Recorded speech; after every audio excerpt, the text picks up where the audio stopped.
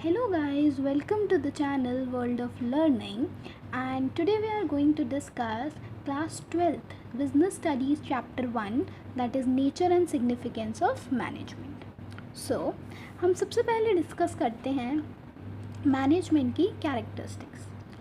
अब सबसे पहली जो कैरेक्टरिस्टिक है वो है that it is a goal oriented process. अब गोल ओरिएंटेड प्रोसेस जो है, चलो इसको एक्सप्लेन करने के लिए मैं एक एग्जांपल लेती हूँ कि सपोज़ एक 12th क्लास का स्टूडेंट है. अब 12th क्लास का स्टूडेंट स्टार्टिंग में ही क्या गोल बनाता है कि मुझे 12th में 90% लाने हैं या 95 से अबव लाने हैं. अब वो थ्रू आउट द ईयर वो उसी गोल पर काम करता है, उसी गोल पर एक्शन लेता है. अब वो स्टूडेंट एंड टाइम पर उसी गोल के लिए काम करता रहता है और उसी के अकॉर्डिंग प्लानिंग करता है और अपना सारा टाइम टेबल एंड सब कुछ डिसाइड करता है. तो इसका मतलब क्या हुआ कि वो एक पर्टिकुलर गोल की तरफ के डायरेक्शन में काम कर रहा है, उसकी तरफ काम कर रहा है. तो उसी तरीके से मैनेजमेंट भी एक गोल ओरिएंटेड प्रोसेस है, क्योंकि वो हेल्प करती है हमें एक गोल तक पहुंचने में. उस गोल की तरफ कैसे जाना है, उस पर कैसे काम करना है, उसके बारे में बताने में.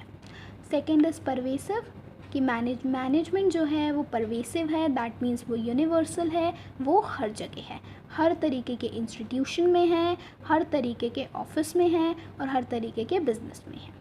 देन इट इज़ कॉन्टीन्यूस में मैंने दिया हुआ है एग्जाम्पल कि एक 12th का स्टूडेंट अपनी 12th कंप्लीट करेगा तो फिर वो कॉलेज के बारे में सोचेगा, फिर आगे वो अपनी हायर स्टडीज़ के बारे में प्लानिंग करेगा. तो सिर्फ वो एक बार प्लान करके उसको स्टॉप नहीं करता. Next, group activity. अब how management is a group activity, because management doesn't talk about only a single individual, it integrates a group of people. How? Let's give you an example. Suppose एक company में जो target है वो है sales increase करना. But sales increase कब होंगी? When every department will work hard ना, not only a single department और not only a single person. जब हर डिपार्टमेंट का पर्सन जो है वो हार्ड वर्क करेगा, उसके लिए काम करेगा, तभी जो है सक्सेस मिलेगी, अदरवाइज सेल्स इंक्रीज़ नहीं होंगी. That's why it is a group activity, क्योंकि ये ग्रुप के लोगों को लेकर चलता है, ना कि एक सिंगल पर्सन को. नेक्स्ट इज़ डायनामिक फंक्शन, कि मैनेजमेंट कभी भी सेम नहीं रहती, वो चेंज होती रहती है एज़ पर द एनवायरनमेंट. जैसे एनवायरनमेंट चेंज होगा तो मैनेजमेंट भी चेंज हो जाएगी. इसका सबसे बेस्ट एग्जांपल है मैकडॉनल्ड्स, कि when McDonald's came in India then they stopped serving beefs in their menu. Why? Because Indian people worship cow, so they can't serve beef in India. तो इसका मतलब उन्होंने उस सोशल एनवायरनमेंट की वजह से, बिज़नेस एनवायरनमेंट की वजह से अपनी कंपनी की मैनेजमेंट को चेंज किया. So which is a good characteristic of management. Next characteristic is intangible force. Intangible मतलब that can be seen and touched and only felt. Next is multi dimensional. Management के बहुत सारे dimensions हैं. Management के हम 3 dimension कहते हैं. That is work, मतलब हमें क्या काम करना है. अगर हमें यही नहीं पता होगा हमें करना क्या है तो हम कैसे अपने गोल तक पहुंचेंगे.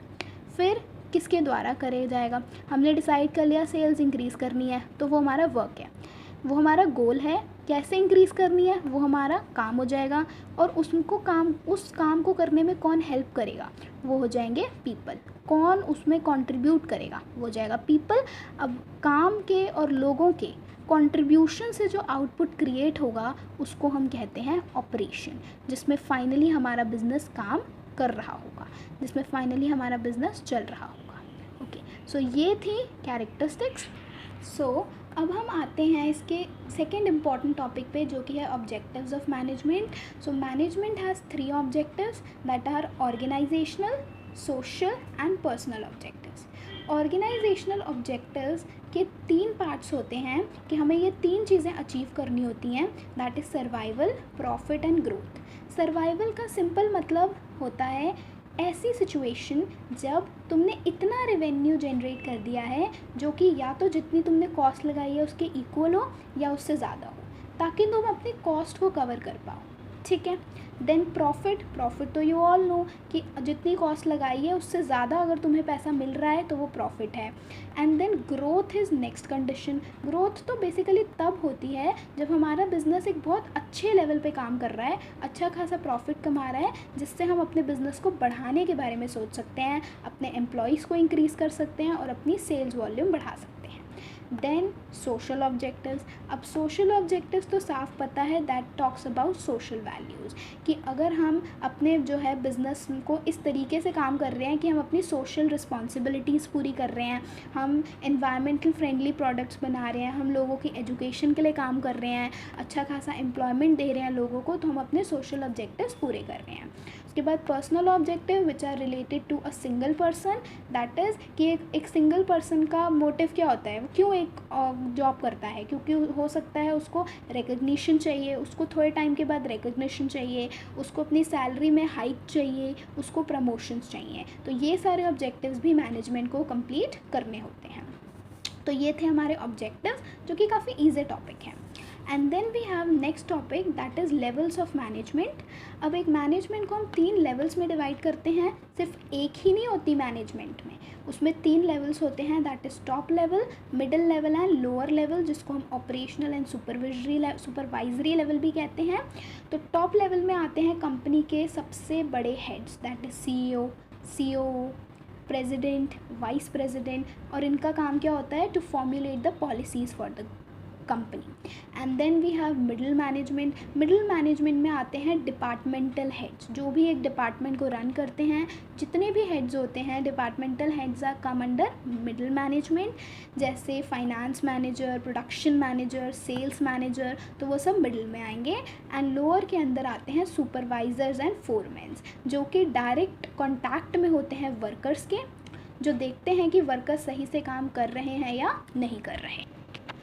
तो अगर हम इस चीज़ को नोटिस करें तो मिडिल मैनेजमेंट में जो काम करते हैं लोग, उनका सबसे ज़्यादा कंट्रीब्यूशन होता है, बिकॉज वो लिंक होते हैं between top level and lower level.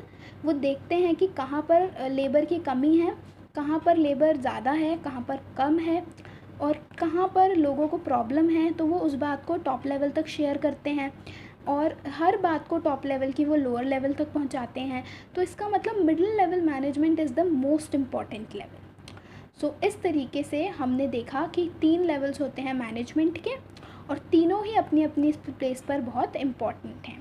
So इस तरीके से we have completed 3 topics of this chapter in this video, and next chapter will be covered in next video.